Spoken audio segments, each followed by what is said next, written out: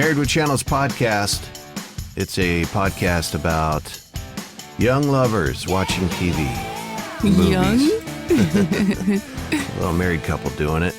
Brought to you by Honey. Go to joinhoney.com/married to get your free browser plugin to save you money. I'm Moose.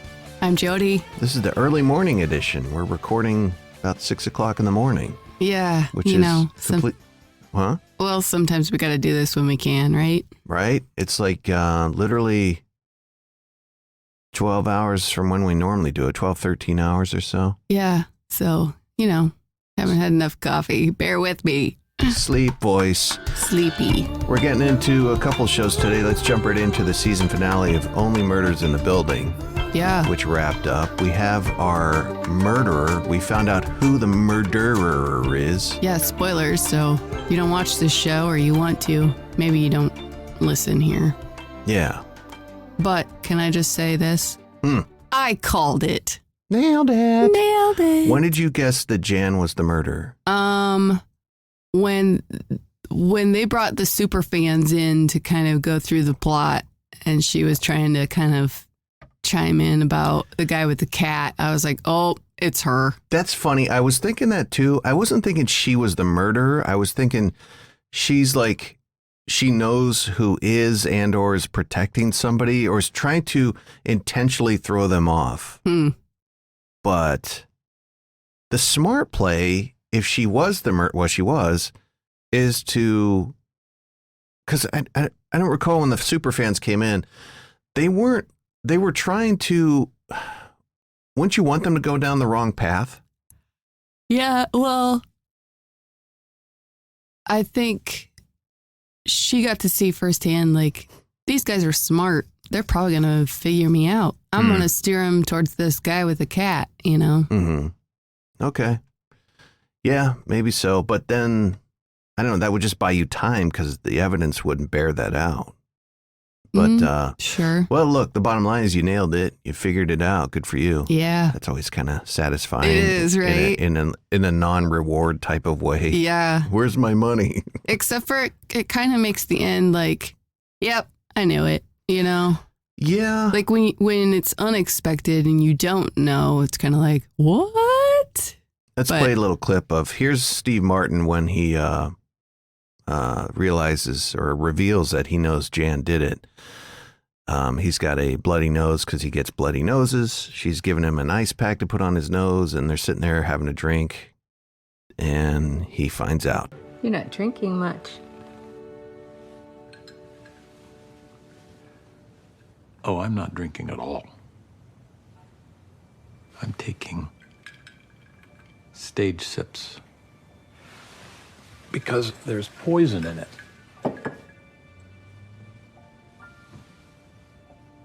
It's what you did with Tim Kono, right?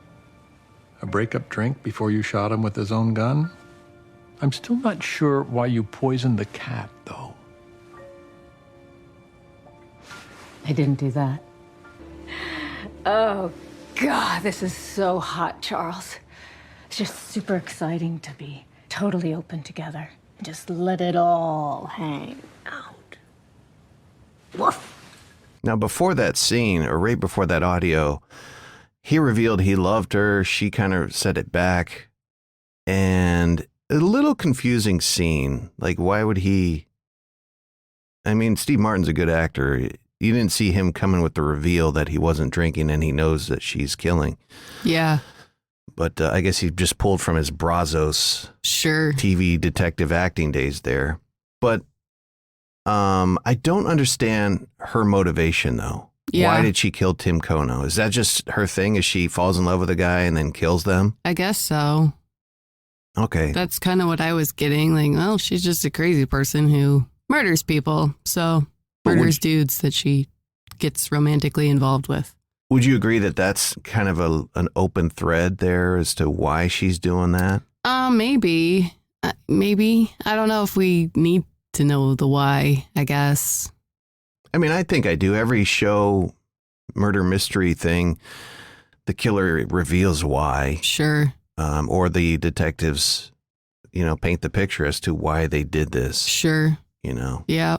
Even in movies like Friday the 13th, I think it was part 5, we find out Jason was actually the ambulance driver who came to the camp and hauled away the dead body of the son he never. Well, you went in a completely different direction here, but I'm just saying the motivation's not hard to sure. establish, but I just don't think they did that with her here. Yeah, I don't know. I mean, the only thing I can think of is like, was Tim breaking up with her? Did he break up with her? I don't know. Maybe I missed that part. Maybe we missed that part. Okay, maybe we did, but only murders in the building. Still a delightful show. It was good, and everything about this show is delightful. The actors, the writing. I love the music. It's kind of whimsical, but kind of mysterious. I thought the game of elevator tag was really funny and a nice touch. Like, you kept thinking they were going to find Charles poisoned. Oh, where they were coming out. They just kept missing each other in the elevator. It was great. And he just took this wild ride. And it was, I love that comic moment where the doorman was like thinking he's just wasted drunk. And he's like, don't worry, it happened to Sting too, but don't tell anybody. Then he tells the exact same thing to Oliver. Yes, and, he's kind of Mabel. telling everybody that Sting went on a bender. Yeah. And then it ends with, they're celebrating. And then all of a sudden this ominous text comes to Oliver and Charles saying, get out of the building immediately. Yeah. Meanwhile, Mabel's gone downstairs to get more champagne. Yeah. I think the fire alarm's going off in the building, something. Yeah. And they run downstairs, find Mabel stooped over the dead body of Bunny. Yeah. The building supervisor. Yeah. And all of a sudden they're pegged for the murder of Bunny and they get hauled away in cuffs. Oliver, Charles, and Mabel. Yeah. All 3 of them. Yeah. So, and then Tina Fey's character and her assistant, whatever, says, we'll title it Only Murderers in the Building. Yeah. And I'm thinking, oh, that's great. So that's going to be your season 2. Also, the police officer character, came back around. She's like, don't say a word. Yeah. Which I have comments on that one. Like, I think she did it. Oh, really? I don't know why we'd spend so much time getting into her character a few episodes ago. Yeah. There might be something with Bunny there. I don't know, but I am so tired, again, with police officers being portrayed as these bumbling idiots that don't know how to do their job. Yeah. I mean, I get it. The whole premises of this is that these amateur sleuths solve the murder mystery. But, I mean, in show after show after show, it's like, law enforcement's not doing their job, so we have to, Yeah. I don't know. It doesn't seem realistic. But that aside, I was wondering throughout, maybe mid-season on, how they were going to do a season 2. Because, look, you've got Steve Martin Short, a cool, modern premise on the murder mystery with the podcast stuff. Sure. You got to do a season 2. But how do you do a season 2 if they're only doing murders in the building? Sure. And this is kind of a clever way to do that, where they're accused of the murder and they have to maybe prove that they're not. Sure. So I thought that was a clever way to lead us into season 2, which I look forward to. What's funny is the police officer told him not to say a word, but I know they're all going to talk and just try and prove their innocence, but I think it's going to kind of bury them deeper before they get out, Agreed. I think it's going to cause them more problems because, Oliver can't be quiet. No, he's probably yapping on the way to the police station. Yeah. But Only Murders in the Building, season 1 in the books. A good show. If you haven't checked out, you should definitely go check it out. I mean, for various reasons. Absolutely. And we got a taste of Steve Martin's physical comedy, which we haven't seen in a while. Yeah. When he was, poisoned and. Yeah. Yeah, he's such a good actor and comedian. I have to say, too, I warmed up to Martin Short in this. At first, I thought he was a little bit over the top. Like, I mean, he is anyway by, his nature, but it did kind of smooth out a little bit for me. And I thought it was really touching when his son brought the dog back to him. Sure. And they kind of had a moment. And, for as much kind of flailing about that he does and kind of how boisterous he is, there was enough of the soft stuff to kind of balance it out a bit too. Sure. So, By the way, I reached out to Martin Short's management yeah. about coming on. Yeah. They said no. Oh. They were nice about it, but that would have been cool. All right. Only Murders in the Building on Hulu. Go check it out. Attention, all players. Your first game will involve getting the best discount code for your online shopping site. Geez, this is gonna be nearly impossible. Yeah, it is. And what's with these green jumpsuits they gave us? Well, they're so we all free of any clothing restrictions, and no, it'll be super easy. Let me repeat. Your first game will involve getting the best discount code for your online shopping site. Wait, how will this be super easy? Have you ever tried to get a discount code when shopping online? It's major pain in the squids. Not if you use the Honey plugin on your browser. Honey plugin, what's that? It's a free plugin that you install in your web browser. It automatically notifies you when there's a discount, a promo code for your online purchase. Players, begin. So I don't have to search for any discount codes for my online purchase with Honey? No, it's all done for you. At over 30,000 online stores. Wow, that sounds easier than playing red light, green light. Player 2's wallet eliminated. Oh man, looks like I'm out. Wow, this is harder than that time we were on that mysterious Korean island. Should have gone to joinhoney.com/married. Go to joinhoney.com/married now. Do it. Now, Squid Game. Yeah. Squid Game. We talked about the first episode last week. This week, episodes 2 through 4. Yeah. And I think we left it at like, are they going to go into the backstory of these other characters? And they have. Yeah. And it's not just each episode a new game. Right. Maybe the fraught stuff associated with performing that game. Right. We get a sense of who these characters are, where they're coming from, even some empathy for a couple shit stains, like the neck tattoo guy. Yeah. I don't know if there's a lot of empathy there, No. but you get the backstory on what his deal is. He's kind of a mob guy who owes money up. Yeah. He kind of robbed from the big boss and is now kind of in trouble. Yeah. And we kind of see that his people are turning on him, you know? Yeah. So episodes 2 through 4, Yeah. they all vote to leave, Yeah. to stop playing the game, Yeah. return to their lives. Yeah. Go back to their normal And crappy lives. each of them have a revelation. Some are kind of forced to Mhm. essentially go back to the Squid Game Yeah. because they need the money. Yeah. I think. Our main man's mom has got bad diabetes, needs some hospital attention. Yep. And what's her name? The defector from North Korea. She's The trying to. pickpocket. I just Yeah. call her the pickpocket because I don't know anyone's names. Yeah. And she's trying to build a better life for her and her brother, it looks like. Yeah. He's stuck at some, I want to say, detention center for North Korean defectors. That's my guess. Squid neck tattoo, we mentioned. The old guy's just like, I'm old. I got nothing out here. He's got cancer.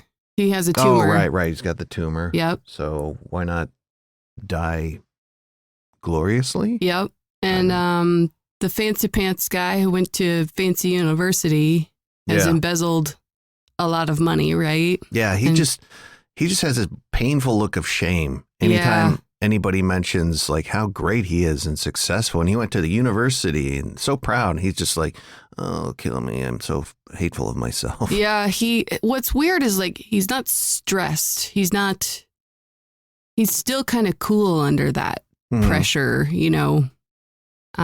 But yeah, they each kind of have their own reasons of why they get back in the game. What's interesting is that he tried to go to the police and tell them about this place. They were just like, okay, this guy's nuts, Yeah. But, we kind of find out that someone on the outside, this detective, believes him because his brother is missing now Yeah. and had the same business card. So Yeah. that'll be interesting. Yeah. An interesting kind of backdoor look into the operations of things with the detective I'm assuming he killed the one guy, threw him overboard, assumed his identity, wearing the full mask, nobody can see you. Yeah. So he's kind of dancing around behind the scenes as one of the crew of the Squid Game operators. Yeah.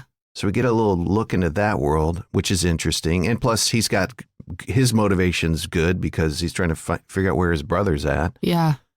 And it's interesting how the Squid Game stuff, like they start off with a bang with the red light, green light. Yeah. And then the next game is very kind of, they open on the playground scene and it's this exaggerated playground that's obviously for adult size. Yeah. And you're thinking, oh shit. Yeah. But then the game is just, you just got to scratch out these little sugar shapes. I know. Perfectly. And if you break them at all, we're going to kill you. Yeah. Like that's so mind boggling. Like it is. Here's this big grand scenario. They put all this effort into this playground set. Yeah. But more effort was put into baking the sugar cookie things. Yeah. And here's a little needle. Yes. It's like this is the most littlest, tiniest little happenstance flick of the wrist wrong and you're dead. Yeah. It's not this like run physical hard, game. stop, Yeah. Do this, that. It's still intense though. Like they do a good job of building the tension leading up to that because you think, oh, what's this going to be? They're going to like knock each other off the playground equipment. Yeah. Like you think it's going to be some sort of physical thing. Yeah, and whoever doesn't hang from the monkey bars long enough. Yeah. But no, you sit crouch down. Yeah. Sit on the floor, cut out your cookie shapes. Yeah. Yeah. And if you don't do it perfectly, we put a 9mm round through your head. Yeah. And then you have the tug of war, which, my God, the most intense tug of war I've ever seen. Oh my gosh. I forget to breathe again during this show. Like these shows, I'm just like holding my breath watching because it's so intense. What's interesting is like the tug of war, that's a good example of how they're doing this show very well. Like tug of war, you think of one side's going to, fall down. The other one's going to stand up and throw their fists in the air because they won. Whoop-de-doo. No big whoop. But it was way more intense than that because they're 100 feet in the air. Yeah. And 2B, who knew there was strategy involved with tug of war? I didn't know that either. Like, I kind of want to try that. Like, I know. Does that work? Where you lean back and your navel's pointing to the air? And I suppose it would. You'd be kind of dead weight and using that as leverage. I mean, it seems like it would work. And, it's the old guy that gives them that strategy, which is kind of neat. Because, you think, oh man, they're goners because, they got two kind of, two wafy girls. Yeah, two kind of smaller girls and a weak old man. Like, oh no, this is bad. But he actually comes up with the strategy. He remember playing and winning many games as a boy. And so his wisdom from his long life helps them. Yeah. In a game where you think he's going to be the weakest link, Mm-hmm. So totally. It's kind of interesting. No, and they set it up beautifully with, when they start picking teams and the old man is there and he looks like maybe he's losing it mentally. Yeah. But then they have two kind of really skinny girls. Yeah. And then they announce what the game is. You're like, oh, they're dead. There's no way they win this. Yeah. Especially when they're paired up against a team full of dudes who are, at the oldest 50. Sure. But it was intense. Yeah. There's kind of a little side plot going on there with the doctor that gets led away from the group to harvest the organs, like for the black market. I'm like, okay, weird. Yeah, I'm interested to see where that's going. Yeah. And also who's behind that. Is it the front man who's involved? I don't think he is. I don't know. The guy with the black mask. I don't think so either. I think this is kind of a side hustle maybe for some of the employees of the game, the red suits with the, because I think these guys hide the messages and get, they make it possible for him to go down and remove the organs. Right. Somebody's perpetrating it though. Somebody's leading that. And I'd be curious to see A, who that is, and B, why they're doing that. And also, speaking of the operators who we have no clue of their identity, were you thinking when he was at the police station that the police officer would tip his hand that he's one of the operators.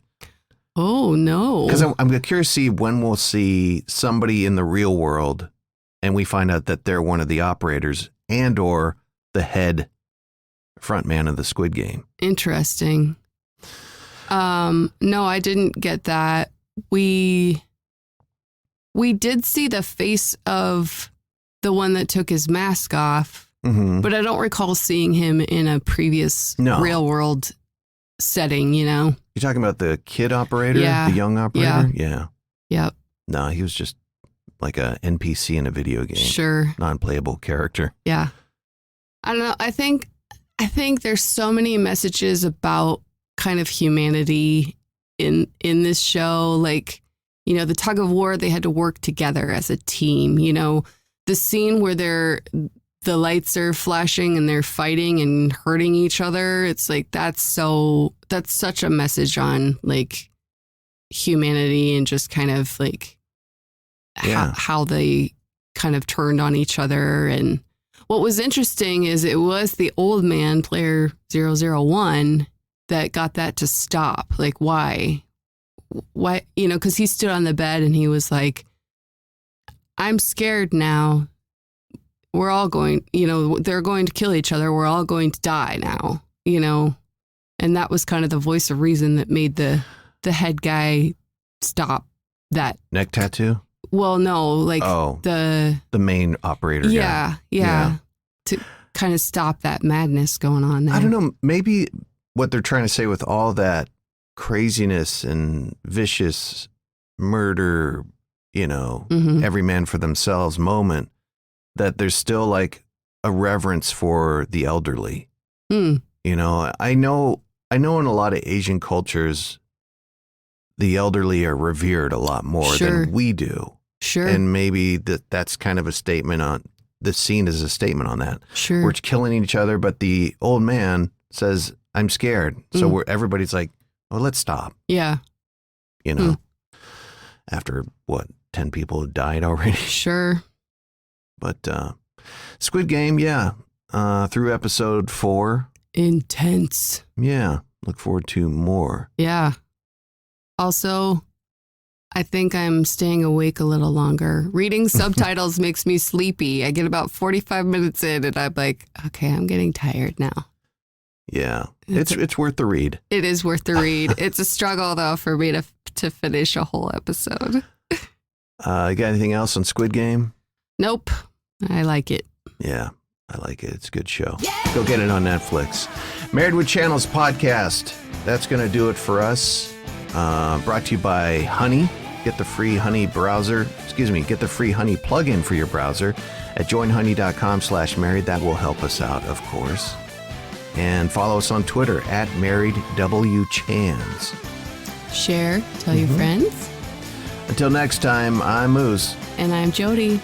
We'll see you. Bye.